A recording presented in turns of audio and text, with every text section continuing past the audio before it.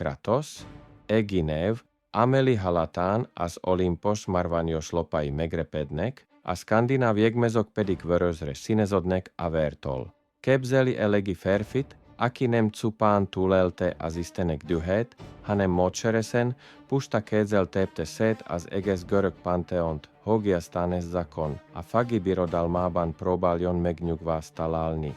De vajon mi rejtózik a hamuval borított bor ez a vörös tetoválás mögött?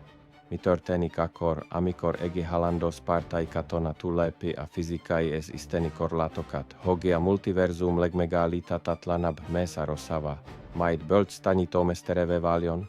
Maléreskedünk Sparta veres múltjába, és Midgard ködöz hegyei közé, hogy feltárjuk, miért Kratos valójában a létezés egyik leghatalmasabb és legveszélyesebb entitása, akit valaha megalkottak. Ebben a videóban egyedülálló kutató munka, azok kori mítosok brutális kiforgatása és a legújabb skandináv kalandok mellielemzése várrátok. Ezért kérlek, támogasd a munkámat egy lájkkal, és iratkozz fel a csatornára, hogy te is részese legyél ennek a dühvel és bölcsességgel teli monumentális utazásnak. Hakesen alsz szembenézni a háború istenének valódi erejével, kezdjük el Kratos történetét ott, ahol a bosszúvági mindent elborított. Kratos története Sparta katonai fegyelmében gyökerezik, ahol már gyerekként megtanulta, hogy a gyengeség egyenlő a halállal. Azonban az igazi tragédiája akkor kezdődött, amikor Aressal, a háború istenevel kötött alkut, hogy megmentse sereget a pusztulástól. Ares nem csupán egy szolgát akart, hanem a tökéletes gyilkost, ezért torbecálta Kratost, aki a dühétől elvakítva száját, feleségét és lányát is lemezárolta. A falu látnoka büntetésül családja hamvait Kratos boréhez tapastotta, ígivált a Sparta szellemévé, a fehéren világító, élő lelkiismeret furdalása. Ez a trauma indította el azt a megállíthatatlan lavinát, amely során Kratos először Arest, majd az összes többi istent is sorra vette. Superman vági Saitama eregével ellentétben Kratos eregé nem megjelenő szint, hanem a dühevelés szükségletel aranyosan növekszik. O az a lény, aki mindig képes a kora erőt kifejteni, amennyi az ellenfele elpusztításához szükséges. Ahhoz, hogy megértsük Kratos fizikai erejét, meg kell vizsgálnunk a legnagyobb tetteit. Kratos nem csupán Eros, képes volt ellenállni Atlas, a titán erejének, aki az egész világot a vállán tartja. Amikor Atlas megpróbálta Ketudzsal összenyomni Kratost, a Spartai puszta fizikai erejével tartotta vissza a titán ujjait. Ez azt jelenti, hogy Kratos nyers ereje mérhető a bolygók súlyával. A skandináv mitológiában láthattuk, amint Baldurral vívott harca közben puszta kézzel kettehaszította a földet, Vagi, amikor elmozgatta a több millió tonnás tértemplomát. Kratos eregye azonban nem csak izom, az eregye az akaratában rejlik. Képes volt visszatérni az alvilágból nem egyszer, hanem háromszor is, pusztadásból megtagadva a halált. Ez a szintű metafizikai ellenállás teszi ott a multiverzum egyik legveszélyesebb vadászává. Beszélnünk kell a fegyvereiről is, amelyek Kratos kezében a pusztítás szentségévé válnak.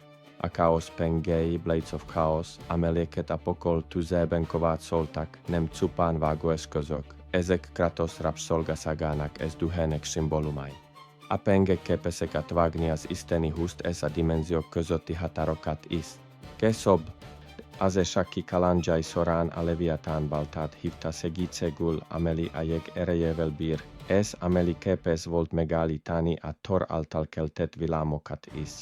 De Kratos igazi fegyvere az istenölő mi volta? Bármilyen fegyvert is tart a kezében, az felerősödik az isteni eszenciájával.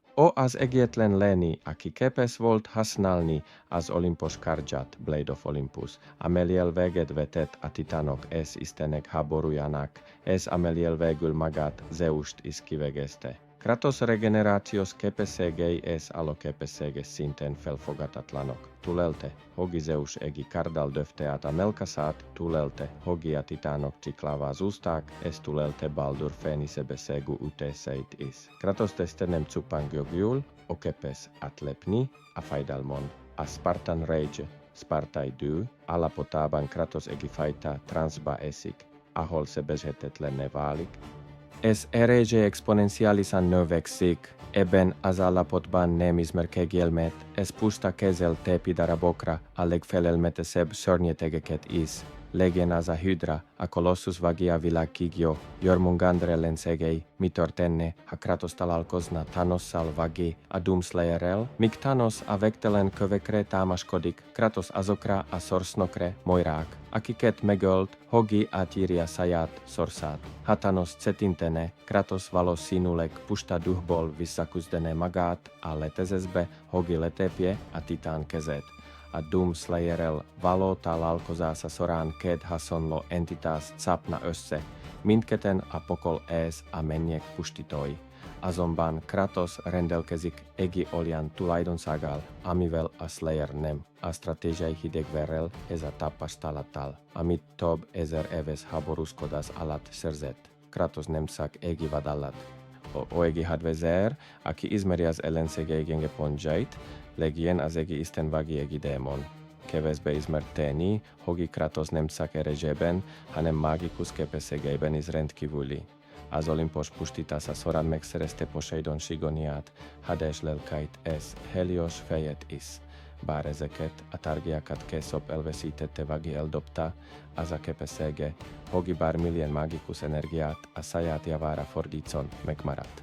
A skandináv runák ez, a vanyír mágia segítségével Kratos képes volt manipulálni az elemeket és a termozgást is.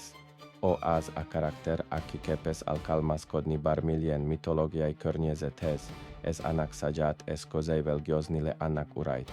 Ez a rugalmasság teszi ott a multiverzum legszokoldalúbb harcosává. Kratos karakterfejlődése a 2018-as ez a Ragnarök epizódokban hozott új, mélyebb réteget az eredethez. Itt már nem csak egi dühöngő gyilkológép, hanem egi apa, aki próbálja elnyomni a sötét múltját. Ez a belszolgát valójában meg erősebbé tette ott. Ahogy Atreusnak mondta, a harag egi fegyver, ha tudod irányítani. Kratos most már képes arra, hogy erejét ne csak pusztításra, hanem védelemre is használja. Ez a morali szüli és felelősség ad neki olyan a karakterot, amely meg az északi szorsz, Nornák.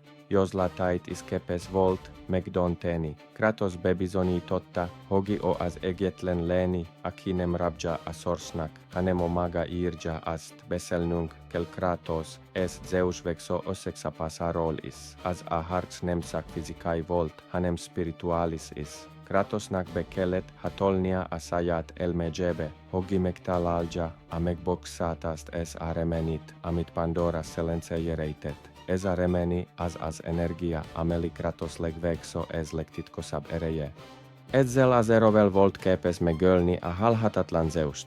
Ez a mozzanat mutatja meg, hogy Kratos ereje túlmutat a 20 000 határain. O egi metafizikai entitás, aki a buntudatát és a fájdalmat tiszta energiává képes konvertálni. Kratos és Thor csatája a Ragnarökben az egyik legbrutálisabb összecsapás a fikció történetében. Kratos képes volt megállítani a Mjolnirt, a kalapácsot, amely óriásokat és hegyeket porlást el. Bár Thor kezdetben fölenőben volt. Kratos képes volt visszahozni a régi enyét, a háború istenet, és térdre kényszeríteni a villámok istenet. Ez a győzelem nem csak az erejéről, hanem a bölcsességéről is szólt. Kratos nem ölte meg Thort, mert rájött, hogy a körforgásnak véget kell vetni. Ez az önuralom a legmagasabb szintű hatalom, amivel egi lény rendelkezhet. Érdemes összehasonlítani Kratoszt és Saitamát is. Míg Saitama számára a harc unalmas rutin, Kratos számára minden küzdelem egi súlyos áldozat és küzdelem. Saitama ereje humoros jellegű, Kratose viszont tragikus. Ha Saitama ütne, Kratos valószínűleg a földbe furódna, de Spartai dakkal újra felállna, és addig folytatna, amíg Saitama el nem faradna, vagi el nem hibázna a védekezést. Kratos az a karakter, akit nem lehet végleg leteríteni, mert uralja a halál birodalmát is.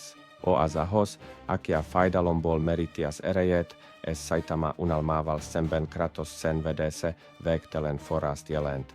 A modern Kratos már egiolian isten, aki nem akar uralkodni. O a hatalom istene, God of Hope, aki a nepert ez a Szalagyert küzd. Ez az új szerepkör lehetővé tette számára, hogy hozzáférjen olyan oszi energiákhoz, amiket korábban elnyomott. Kratos ereje tehát a 21. És Shazadi popkultúra egyik legösszetettebb mítosa. O apelda arra, hogy a sötét múlt nem határozza meg a jövőt, de a hatalom felelősséggel jár. A hogy a Leviatán balta megfagyasztja, a levegőt körülötte, mi is érezzük azt a hideg, fegyelmezett erőt, ami Kratosból árad.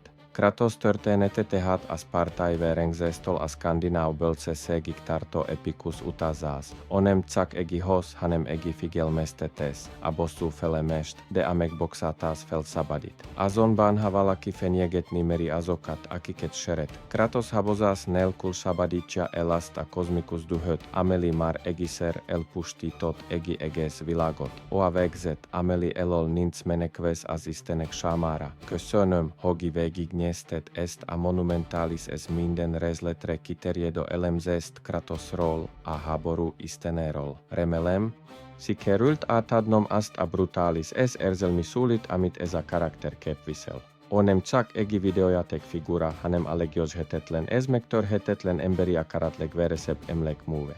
Te mit gondolsz? Vajon Kratos ereje tényleg határtalan, vagy létezik valahol a multiverzumban egiolian isten, aki képes lenne végleg megállítani ott? Talán Thanos a kövekkel, vagy a Doomslayer a pokol dühével. Írd meg a véleményedet a komment sekcióban, és ne felejtsd el megosztani a videót a barátaiddal is, hogy ők is megismerjék az igazságot Kratos valódi hatalmáról. Kövesd a csatornát további ilyen mély és alapos elemzésekért a kedvenc hossidról és gonosz tevőidről. Legyen csodálatos napotok, és találkozunk a következő részben, ahol újabb titkokat fedünk fel a legkeményebb karakterekről. A bosszú véget ért, de a legenda örökké él.